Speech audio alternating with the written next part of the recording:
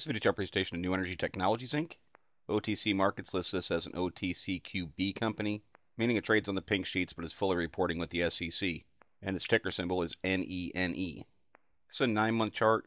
You can see the stock was just in a huge downtrend over top of $2, slid all the way down, found a nice support level at 75 cents, and has followed that up with a pretty large move, a pullback near those supports, and then another large move which is followed by another pullback, making a higher low, bouncing off the 50-day moving average, and for 5 days now it's been back on the climb, but is facing a pretty tough resistance point right around $1.28.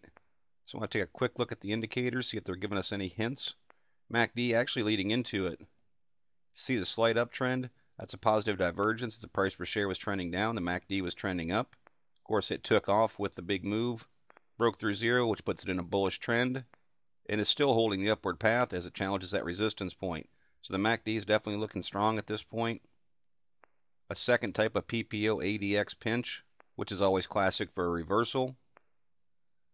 Money flow index, of course, got whipsawed around.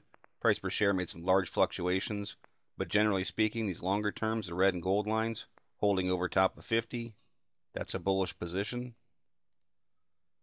Accumulation distribution, sharp move upward, nice channel, showing there's accumulation going on in the play.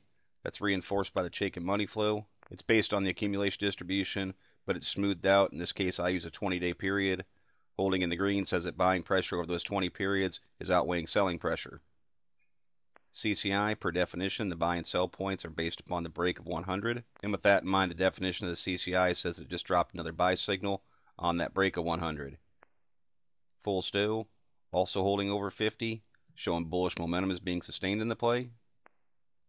And the tricks to gauge a trend, also showing that the trend is bullish at this point by moving upward and breaking above zero. As what's a pretty common theme in this chart, relative strength index also holding the upper half of the indicator, showing that momentum is being sustained in the play.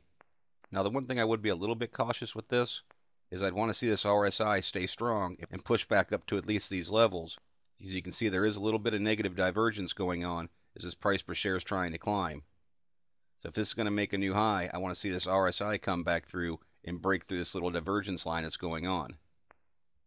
Now as far as support and resistance points, from a dynamic standpoint, want to see it hold over top of that 50-day moving average, but I'd also be looking in this area of $1, and realistically, $1.10 would be a strong area for it to hold if it pulls back. In that situation, the stock is continuing to make higher lows, continuing the uptrend off this bottom. And that was a little bit area of a resistance point back here in October. So if it did pull back, I'd like to see a smaller pullback, continue to make that upward trend until it can see if it can push through some resistance right there, $1.28, $1.30. Now if that does happen, it can break through that. The way that the stock was stair-stepping its way down does put a lot of different levels of secondary resistance in play, but I'd expect resistance to be pretty strong around the $1.60 mark. Not only is the 200-day moving average in that area, which is always a strong source of dynamic resistance. See, back in June and July, it was an area of support that turned into resistance when the support was broken. It's good to see that volume has been picking up as the price per share has been climbing and moving towards that resistance point. If it's going to break through it, I want to see an even larger surge in volume because I want to see a lot of momentum hitting on a resistance area. And if it does, I think the odds of it coming up here and challenging at least this 200-day moving average are greatly increased.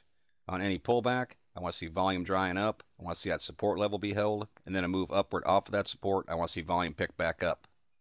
Those are the type of things that I'd be looking for in the NENE chart.